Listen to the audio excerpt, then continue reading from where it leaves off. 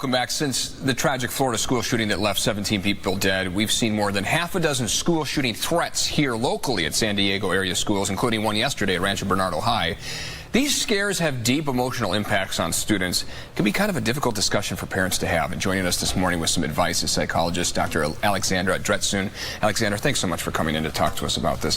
First off, why do we see such an increase in these threats immediately after something like this happens? It's a pattern, and experts believe that it's a result of two things. One is that there's more conversation happening after an event such as this one, and the other is that there's a lot more media coverage. And so what happens is, as a result, some of these teens who are engaging in these copycat threats and false alarms are starting to mirror the jargon that they're hearing. And so the problem with that is twofold. Is one, the children who, or the teens who are engaging in such copycat threats don't understand the magnitude of the problem. I mean, right. They could get in big trouble for this, right? Well, yes, and with the internet, they don't get to see the reaction, the emotional reaction of what people are posting on the other end. Sure. So when we post something, and if our brains aren't fully developed yet, there can be a lack of understanding in terms of what the emotional reaction is of the person who's viewing the information.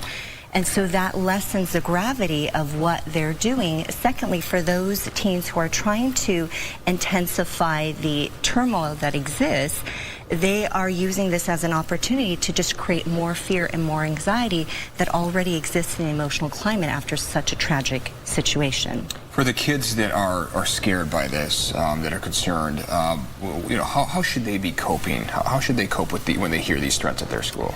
Well, I think it's important to have open lines of communication with people at school, either administrative staff, and also any support systems at home as well, because children are going to create their own understanding of what's happened, and because they're limited in their cognitive abilities, they're going to understand things in a very limited way, but we want them to have a safe place where they can turn to and be able to talk about their feelings and their thoughts and their fears, and also get reassurance that generally our schools are safe and they can be a safe place for the students, even though they're experiencing some anxiety. But that's a normal reaction to an event such as the one in Florida. It can be a difficult discussion for parents to have with their kids. There's a lot of threats, but in some cases you have to take it very seriously because you never know when that threat's going to be credible. How do parents go forward with those discussions?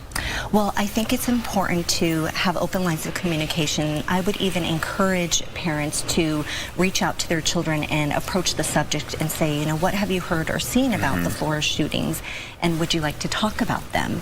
And this way, one, they can correct any misinformation that they may have heard, and two, it also allows them a safe place to be able to talk about their thoughts, their feelings, and then also get that reassurance, and then have their fears validated, have their emotions validated, empathize with your child, and also reassure them, and then just being a safe place where they can be listened to and heard. We've seen a drop in attendance at some of the places where this has happened. You know, is there a threshold on whether it's a legitimate threat? Is there, when parents look at this, should keep taking their kids out of school after these threats happen? Is there some sort of way to measure whether, in fact, they should take them out of school, or is it just really up to each individual parent? Well, I think the schools and the local communities and the police can be helpful in that way, because they're the ones who can really assess what the real danger is. Right. With regard to taking your kid out of school, it's a double-edged sword, because what it does is it actually fuels the anxiety, because the majority of these threats are not credible. Right. And so each time that a child is pulled back from attending school, it just reinforces the fear. And that can actually lead to a decrease in funding for the school. We were learning earlier in one of our stories that these threats decrease attendance, and that can impact the funding on these schools. So there's a lot of fallout from these false alarms. Absolutely, and I think it just maintains or exacerbates the fear and the anxiety that already exists in this emotional climate after something so tragic has occurred.